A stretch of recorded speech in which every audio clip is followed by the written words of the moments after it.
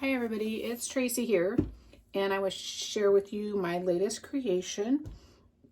It's a junk journal that I used, Graphic 45 Mother Goose line. I had a little bit of that left over, and a little golden book, because I seen that was like the latest and greatest trend. And although I typically make my own book covers and Reader's Digest, the condensed versions, I thought I'm going to give this little golden book thing a try.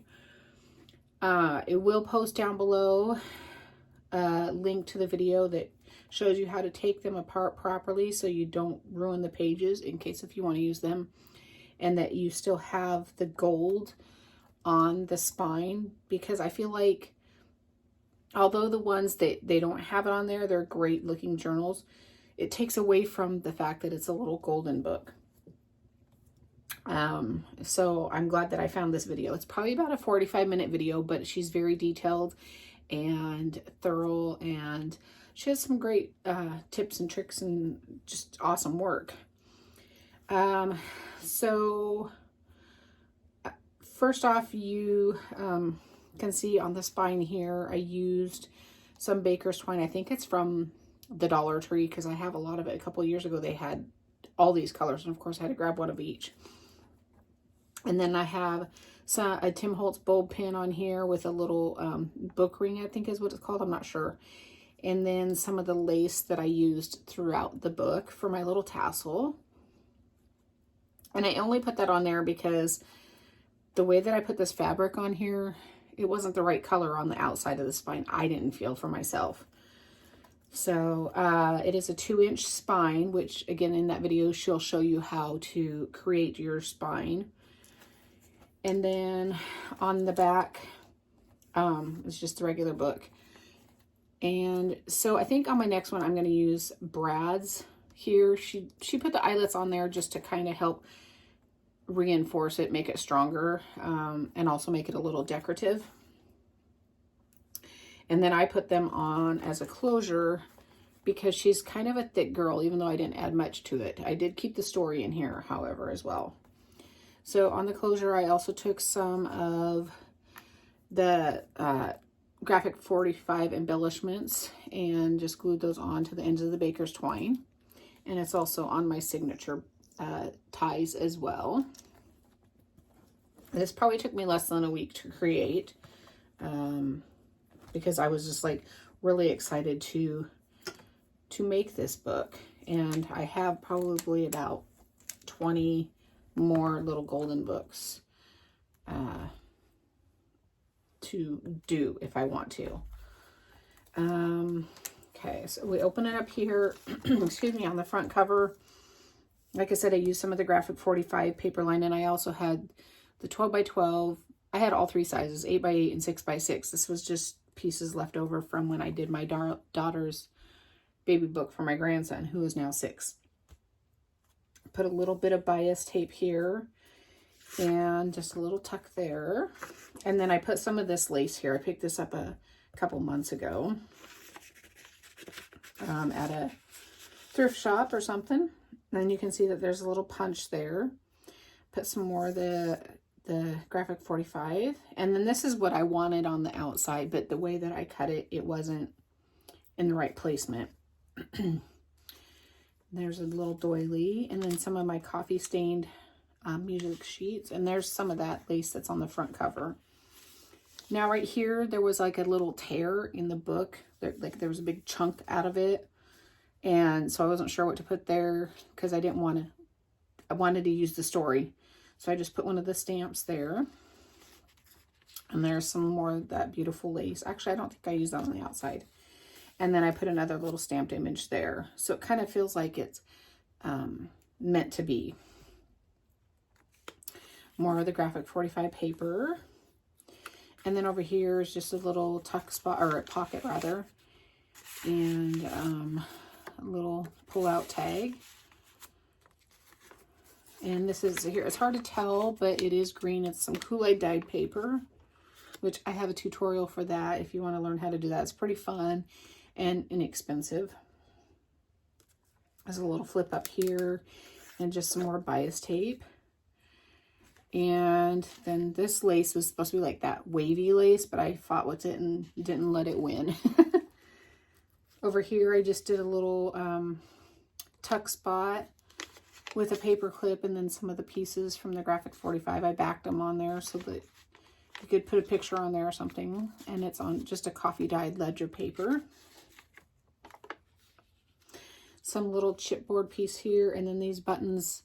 I think I did them in my last little book as well, and I don't know where I got them, but they're so cute.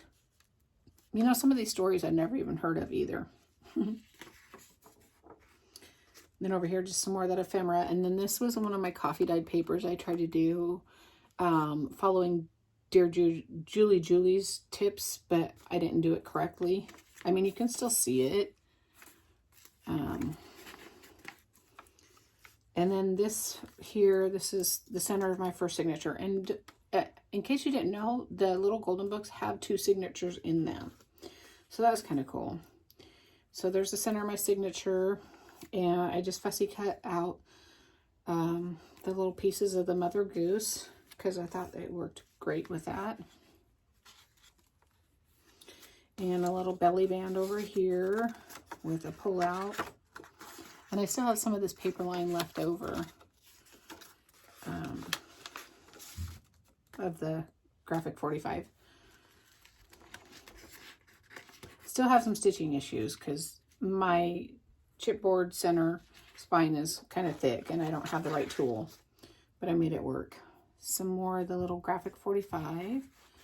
And I just love how that coffee stain looks on there. Another little pocket with another ephemera card or embellishment, however you call it. I like this lace trim here. I think his face is kind of creepy, but you know, whatever. Another little flip up with some red bias tape. I do have to say, now that my room's a little organized better, I'm using more and more of my stuff. A belly band with some, it's actually like a felt type ribbon, and a little card,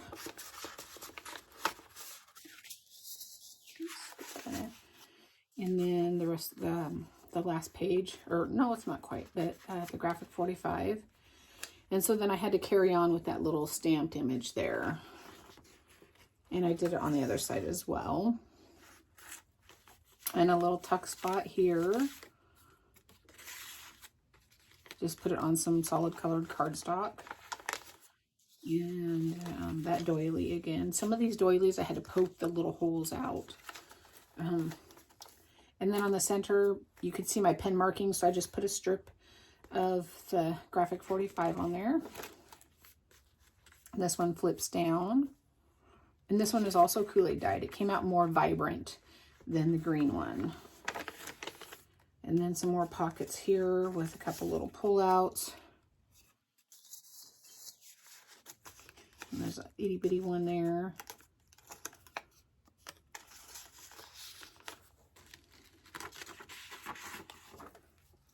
And then that doily, and then just a little piece of ephemera there.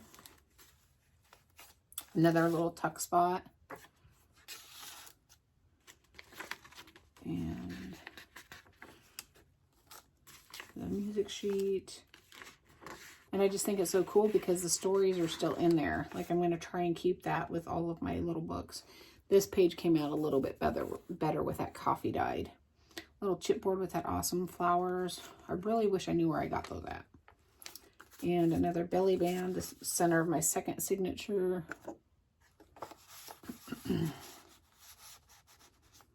Some more of the little pieces there. Another pocket here. That's another little pull out. And, oops, okay. More of that music sheet. And another little flip down. More bias tape there. Just some chipboard pieces there. And then a little tuck spot with some more of those little music pieces. I had fun finishing this up today because I was also watching the deer out there. There was like 4 or 5 of them out there. So when I take a break, I could watch the deer. They were out there for a good couple hours. I do have to say the punch that I used for this belly band was not very cooperative. It took me probably 3 tries because it kept sticking.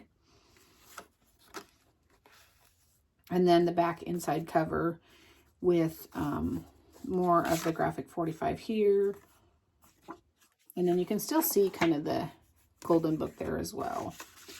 So that is my latest creation. And like I said, it took me probably maybe like just a couple days here and there. But I really enjoyed making it. And I just thought I needed to share it with y'all. So I want to say again, like I always do, I hope y'all are having a fabulous day. And thank you for stopping by, commenting, subscribing, big thumbs up, and you have a great day. I'll see you next time. Bye.